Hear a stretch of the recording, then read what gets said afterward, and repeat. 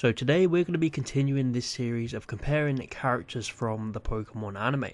And we're going to be looking at Ash's companions. All of them have their own unique qualities and skills, and let's just say some of them had a lot more brain cells than Ash and were vital to his journey. So today we're going to be looking at who is the smartest of Ash's companions. Be sure to like and subscribe for more videos like this, and let's get going. So kicking us off, we have the main man, Brock. We all love Brock and we all know how important he was to Ash's journey. Let's be honest, without Brock, Ash would have probably starved or still been lost in a forest in Kanto somewhere. Brock made sure the group was prepared, he made sure everyone had the correct food and that they were on track to their destination. It's evident how important he is when he gets sick, and Ash and Misty are completely hopeless when it comes to taking care of the day-to-day routines. Brock is smart in a lot of different ways. When it comes to breeding, how to take care of Pokemon, dietary and just tending to Pokemon's everyday needs. On top of that, he is now training to become a Pokemon doctor, and you've got to be pretty smart to do that. He does have his goofy moments and he's not smart when it comes to women, that's for sure, but Brock definitely is in contender to be the smartest of Ash's companions. Next we've got Tracy, and I think it goes a bit unnoticed how smart Tracy actually is. He was brought in to replace Brock for a time, so obviously he had to have a bit of intelligence. He's great when it comes to general information, sketching and of course Pokemon. He's a Pokemon watcher, so he knows a lot about different types of Pokemon and what they require, similar to Brock. He's also been studying under Professor Oak as his assistant for years now, so that would only help his case. However, I do think he was always a bit of a copy of Brock, so nothing beats the real deal, so I don't think Tracy is quite in the running here. Next we have Dawn, and I think Dawn brings a different type of wit to Ash's group. She's very compassionate, she has a lot of social smarts, and she's great with people and feelings. She's very much like Ash in that way. She looks forward and carves open her own path, so she has a very unique smartness about her. I don't think she can compete with some of the others on this list in terms of pure intelligence, but I thought it was worth mentioning her. And then there's Iris, who I think is actually really smart. She left the village of dragons to become a dragon master. At a young age she knew what she wanted to do and even challenged Drayden to a battle.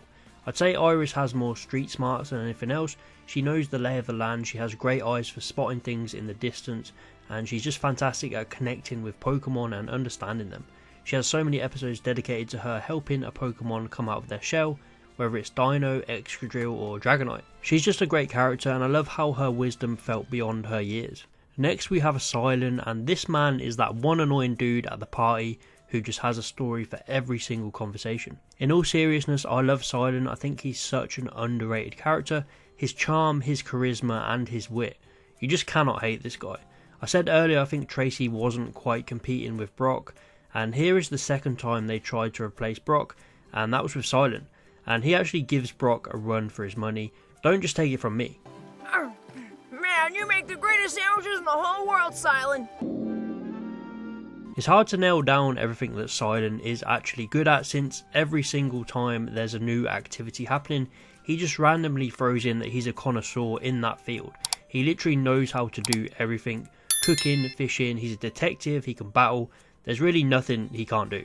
I think Asylum brings a smarts that we've never had. He had so much knowledge on the general Unova region, different places, which subways to go, which stations. Some of it was just completely pointless and he'd overload us, but he knew it. He was also great with people, helping out his family, helping out his friends in crisis.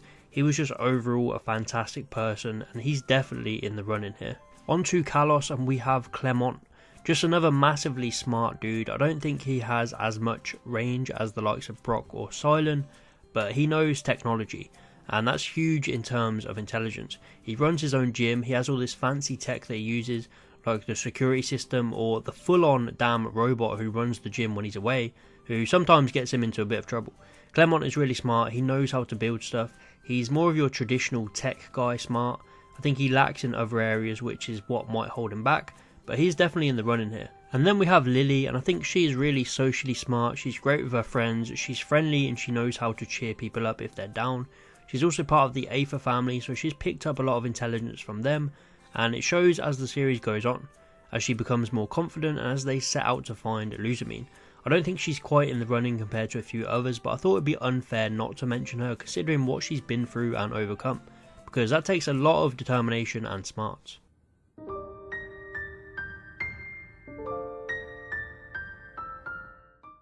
And finally we have Sophocles. I'm probably going to be repeating myself for what I said for Clement here. He's a tech guy, he invents stuff and he's very smart when it comes to that field. By the end of the series he's even gone to study at the Moss Deep Space Center, and he returned in Journeys. I think the main problem with Sophocles would just be confidence. He suffers from not believing in himself and often hinders his actual genius. I think if you give him 5 to 10 more years of studying and becoming more confident, he would probably be the smartest on this list, but for now he's not in the running. So who is the smartest Ash Ketchum companion? For me, it's always going to be between Brock, Cylon and Clement. They all have fantastic qualities and various different areas of smarts. It's hard to discount Brock because he literally did so much for Ash and we spent so long with him. I think we can rule out Clement because his intelligence is very much singled down into one area, being technology, and I think he suffers again from lack of confidence like Sophocles, and that's probably why a lot of his inventions end up failing. So Brock or Cylon, and as much as I love Brock, I'm going to have to go for Cylon. There's not a thing that the guy can't do or does not know about.